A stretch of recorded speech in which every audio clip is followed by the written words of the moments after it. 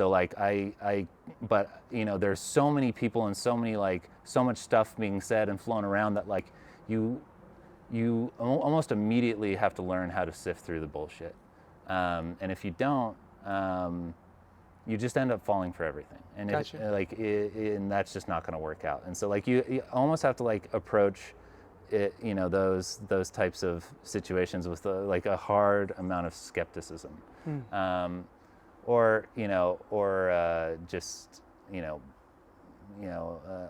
with a grain of salt. Can I ask you So, something? Then, because you said something that really stood out to me. You said, not only did I see when a quote unquote maybe a good trader see something that they really liked how they acted versus someone who wasn't maybe newer and they saw it and how they acted and you saw the differences and what the end result was. Can you highlight on like what that difference is, if anything stands out in that instance? Absolutely. You take an experienced trader, for example, and someone who would say like, I have this position on with this size, or I just covered this amount of this position or whatever, and like they're pretty like melancholy about it when they just made a $50,000 trade or something like that, right? And like to me that's like with a $500 account, I'm like, what the like 50 like you and like seeing on the chart like, man, they were down like 12 to 15,000, like what, like I can't imagine